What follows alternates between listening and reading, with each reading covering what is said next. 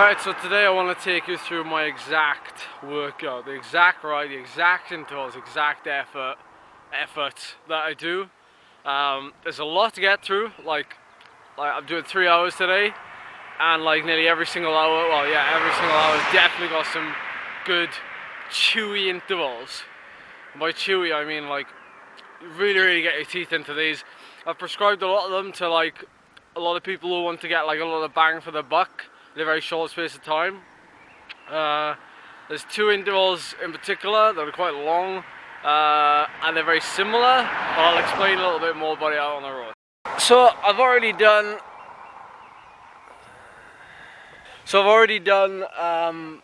one lot of effort. I did about the first climb of the day, which is literally like within 10 minutes of riding.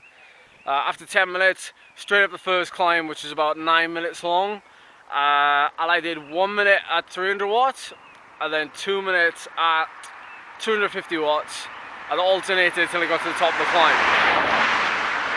So what that creates is like so your average power is kind of in between those things, but you're actually working like at 2 different intensities.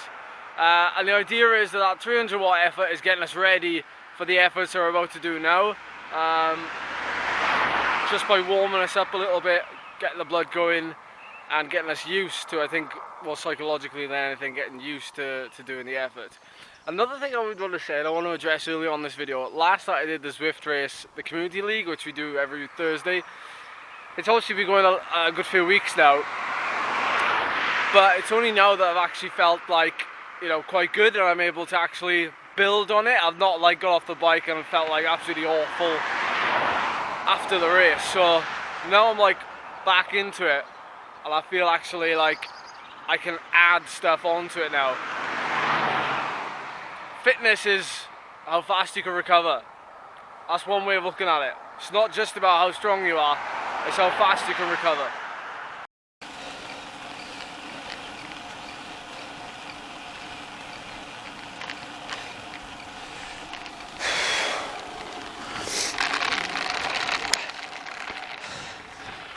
Oh, this is not easy, but really enjoyable. We've just finished the first block of effort, which was just a solid, well, okay, let's break it down. It was 3 minutes of capacity. Capacity pretty much means like VO2 max, so basically as hard as you can go for that time period. So for 3 minutes, I was around about 400 watts. Bearing in mind, there was a lot to come after it, so 30 seconds rest straight after it, and then straight into 45 minutes of sweet spot, which is kind of like 88 to 95% of your, or 88 to 93% of your FTP. I was doing this thing called natural surging, or natural spikes. So I mean this is a bit of an experiment, I have to admit. I usually just do like, you know, every 5 minutes we'll do a surge. But it doesn't always work like that. So in a race, you know, obviously the climbs dictate when you press on, especially if you're in a break, because sweet spot is kind of that thing where it's like you're in a break, kind of, or it's like you're going up a climb. So it's a little bit of kind of specific work there. Not only after that 45 minutes, I had 30 seconds rest, and then I went straight into a 1 minute capacity effort. So that was a little bit harder than the 3 minute, obviously. So it was more than 400 watts, it was more like 500. That's that block. Now we're gonna have a little spin, and we're gonna get into the next block.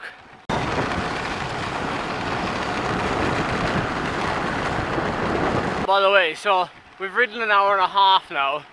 And in total, like so far, I've got a normalized power of 300 watts for an hour and a half. A normalized power of 5 watts per kilo. That's good, man. That's good. And do you know what? Like that sweet spot effort could have gone on for another hour. Could have gone on for another hour. It's amazing. It is amazing when you feel good.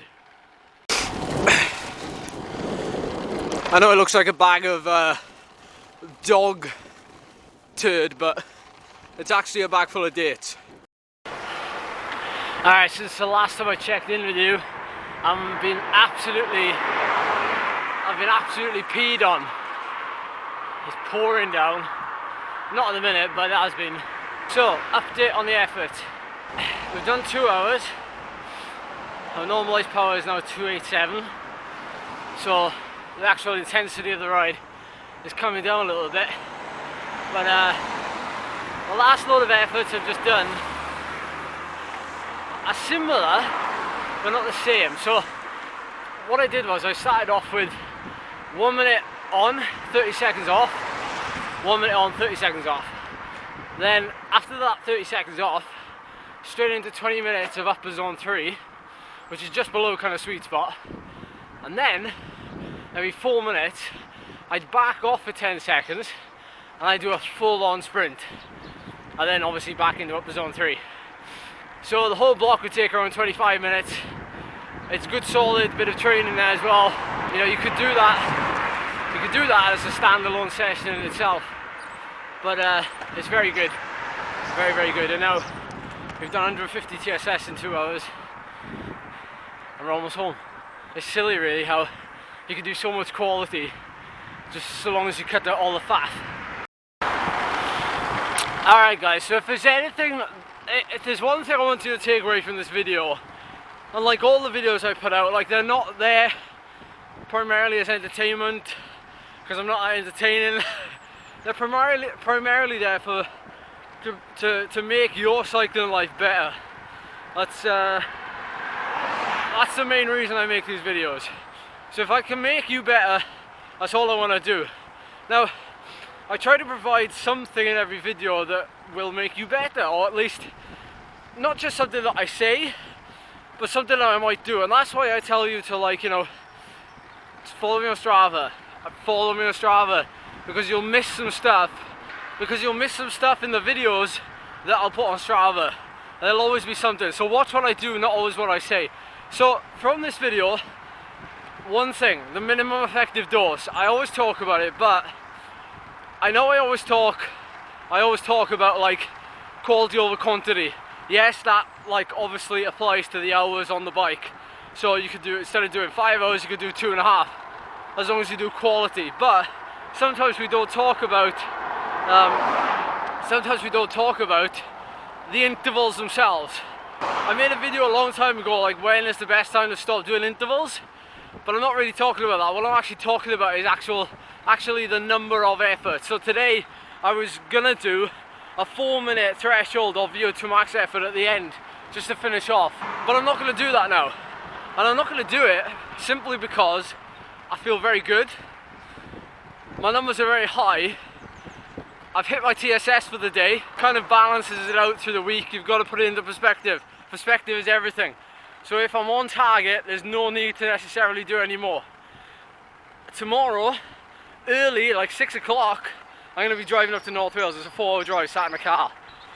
I'm going to be bombing it up there, and I'm not going to be stopping. So, like, in terms of, like, recovery, my recovery's not going to be the best from today.